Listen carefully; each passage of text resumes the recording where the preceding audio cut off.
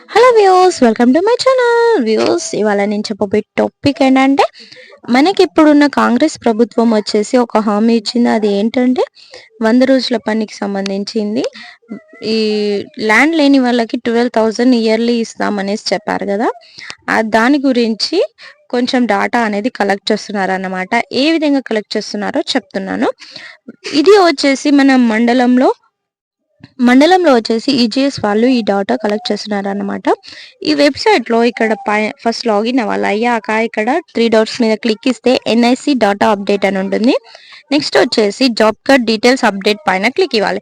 ఇచ్చాక మనకి next interface అనేది ఇలా ఓపెన్ అవుతుంది. ఇక్కడ వచ్చేసి మన గ్రామ పంచాయత్ నేమ్కి స్ట్రైట్గా ఉన్న వ్యూ జాబ్ కార్డ్ పైన క్లిక్ ఇవ్వాల్సి ఉంటుంది. నేను ఎగ్జాంపుల్గా ఒకటి చెప్తున్నాను, ఓపెన్ చేసి చూపిస్తున్నాను. వ్యూస్ చూడండి, ఇట్లా మనకి స్ట్రైట్గా ఉన్న ఒక దానిపైన క్లిక్ ఇవ్వాలి. క్లిక్ ఇచ్చాక మనకి ఇట్లా ఓపెన్ అవుతుంది. ఇక్కడ వచ్చేసి ఈ గ్రామ పంచాయతీలో ఇంతమంది డాటా అనేది వాళ్ళ దగ్గర సరిగ్గా లేదన్నమాట. ఆధార్ కార్డ్ డీటెయిల్స్ కోసం వీళ్ళు ఎంక్వైరీ చేస్తున్నారు. ఇక్కడ జాబ్ కార్డ్ నెంబర్ ఉంటుంది, నేమ్ ఉంటుంది.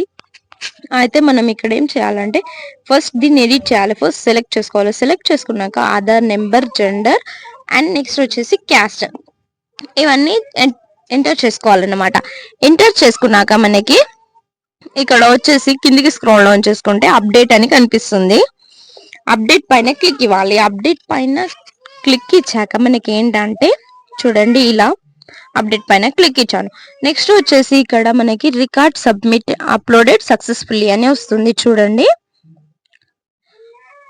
ఇలా వచ్చాక మనం ఇప్పుడైతే ఏ డీటెయిల్స్ ఇచ్చామో ఆ నేమ్ అనేది ఇక్కడ మొత్తానికి డిసపియర్ అయిపోతుంది అన్నమాట. ఇలా ప్రతి ఒక్క ఆధార్ కార్డ్ డీటెయిల్స్ అండ్ మేలా ఫీమేలా క్యాస్ట్ ఇవన్నీ కంపల్సరీ ఇచ్చేసి అప్డేట్ పైన క్లిక్ ఇవ్వాలి. ఇట్లా అనేది వాళ్ళు డాటా అనేది సేకరిస్తున్నారు. ఓకే వ్యూస్, ఇలాంటి మరిన్ని వీడియోస్ కోసం